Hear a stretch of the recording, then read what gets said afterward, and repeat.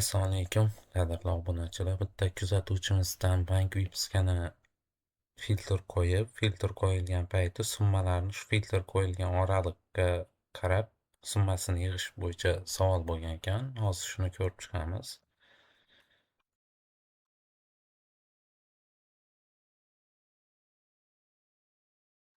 Mana shu vipskada masalan aytaylik sanaga filtr qo'ygan payti mana bu yoqda faqat o'sha sanadagi summalar yig'indisini mana bu yerga chiqarib qo'yish kerak.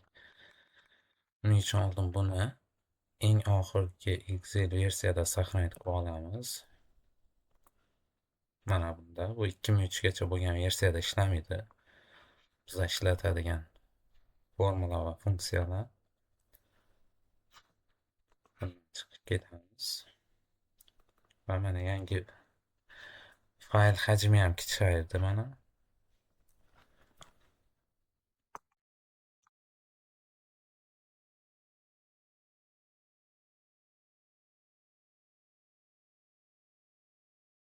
Ortiqcha joylarni o'chirib tashlaymiz yoki shunchaki yashirib qo'yamiz.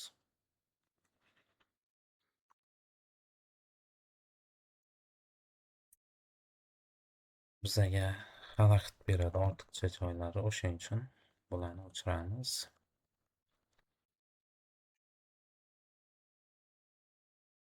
Va buni jadval ko'rinishiga o'tkazib olamiz.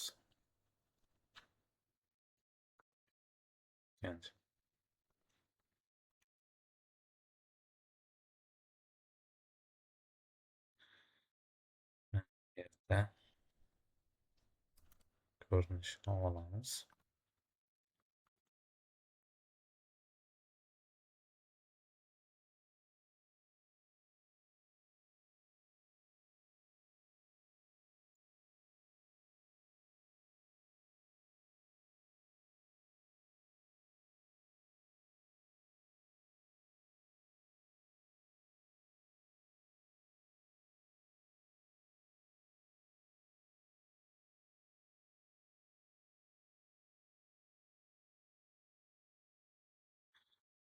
Bu ustundagi Excel hozir sana deb hisoblamayapti. O'shuning uchun yacheykaning ichiga bir marta kirib chiqsa, bu tekst ko'rinishidagi bilinib qolyapti. Buni zaminit qilib, xohlagan bitta qiymatni qaytarib o'ziga almashtirsak, mana data ko'rinishida tushundi Excel.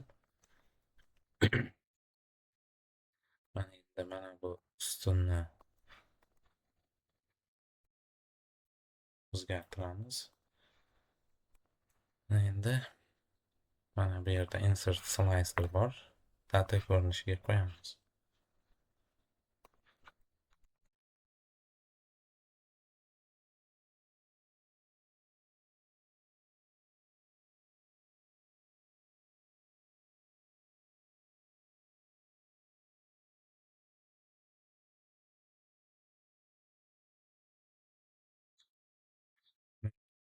Formulamizni yozamiz.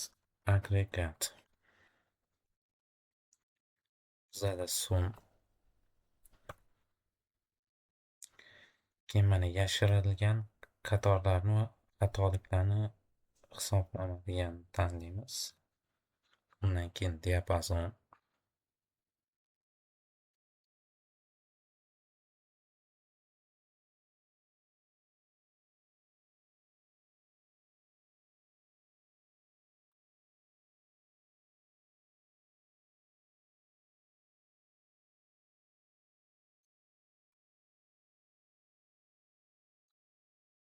Mana endi bitta sanani tanlasak, o'sha sanaga qarab bu o'zgaradi.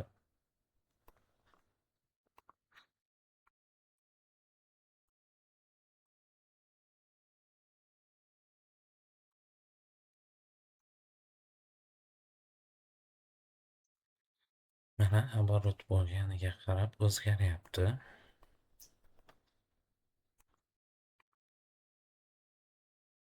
Faqat xohlagan bir oraliqni ham tanlab olish mumkin. Filtrni mana bu yerdan qo'yib o'tirishdan ko'ra tepaga chiqarib olib filtr qo'ygan yaxshi. Buni boshqa ustunlarga ham ishlatsa bo'ladi. Aytaylik, shot ustunini qo'yib mana bu yerga chiqarib olsak, shot bo'yicha ham shunaqa filtr qilsa bo'ladi, oson.